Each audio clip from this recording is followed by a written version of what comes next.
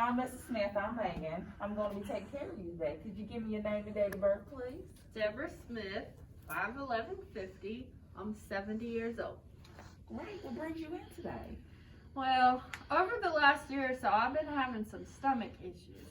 It never really bothered me until recently. It started out as just a little bit of discomfort and a lot of pressure.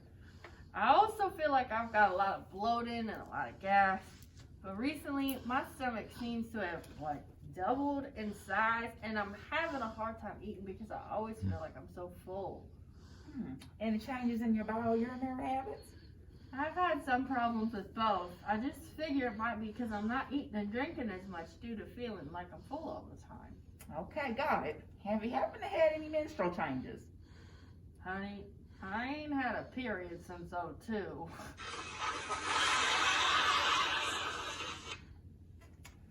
I figured so, but just wanted to make sure.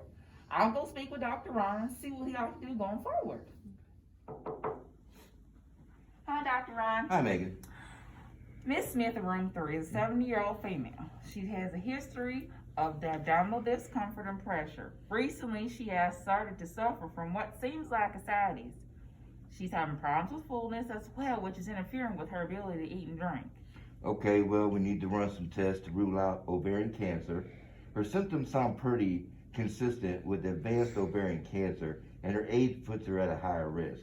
I will perform a bimanual pelvic exam to check for any masses, and I will also do a vaginal ultrasound to take a look at her ovaries. And we also get labs to determine her CA-125 levels. CA-125, I'm unfamiliar with that test. It's a protein that rises in the blood when there's ovarian cancer present.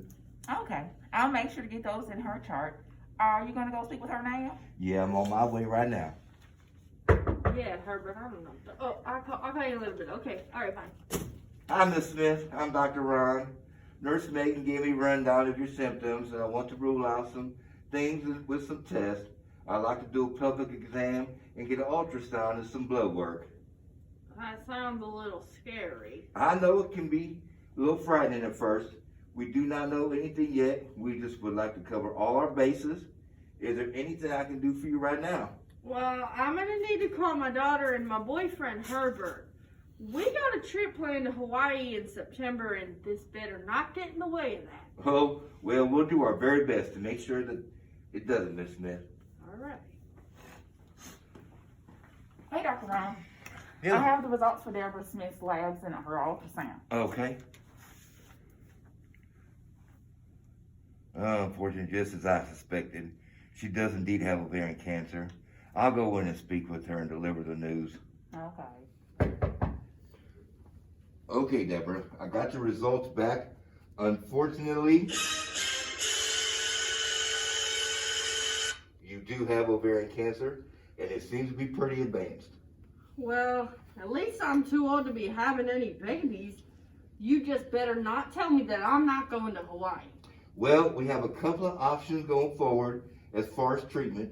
Because of the nature of this cancer, it is normally recommended to proceed with chemotherapy and radiation.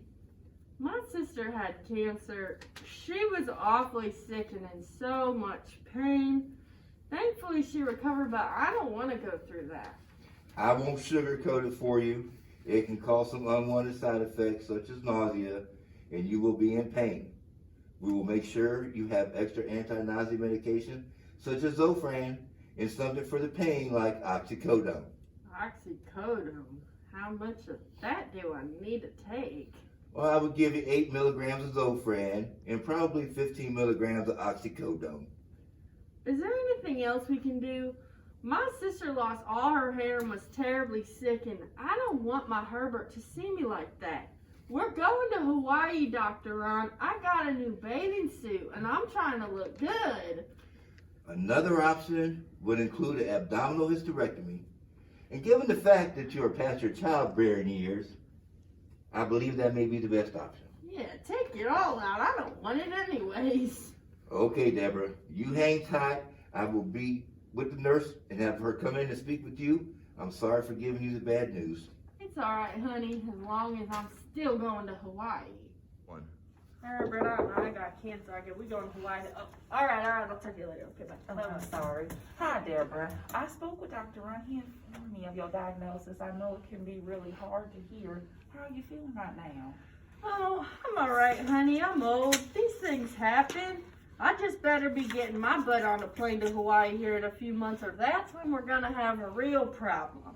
If it's my time to go, it's my time. But time better wait till after I laid my butt on an island for a few days. Well, we'll do everything in our power to make sure that becomes a reality for you. Dr. Ron says that he believes it would be best to go forward with an abdominal hysterectomy, given the fact that you are already postmenopausal. There are some things we need to go over regarding that. If you have any questions, at any time, please stop me, okay? Okay, sugar. A few days before surgery, you will be on a low residual diet. So no bread, no pasta, no cereals, dry foods, or vegetables. You have to have an enema given to you the night before surgery in preparation. You will not be allowed to have any intake by mouth after midnight, the day before the surgery. I go to sleep after Jeopardy at 8 o'clock, so it's not a worry there.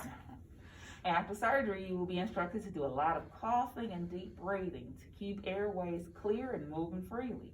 We will get you up and moving as soon as we can facilitate normal bowel activity and prevent venous thrombosis formation. Venus? Like the planet Venus? Oh, no. Put it in simpler terms, blood clots. You are at high risk of developing them after surgery, so the sooner we get you up moving, the better. Well, that's good anyway, because I've been getting my bikini body ready here, so I don't want to mess that up. We'll have some vaginal discharge for about 2 to 4 weeks after surgery, and you should abstain from sexual intercourse for 4 to 6 weeks after as well. Hold up. You think I'm going to Hawaii with my Herbert and I'm not going to sleep with him? Man, this needs to be scheduled well before my trip here so we are good and healed for our trip. So it is a go, okay? Well, we'll do our best to make this a reality for you, Mrs. Smith. Are there any more questions you have for me? No, I'm okay. But like I said, chop chop on that scheduling because I got me a plane to catch with my Herbert.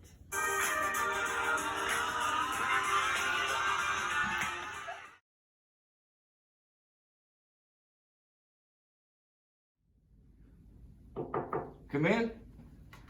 Hi, Dr. Ron. Hello. How you doing?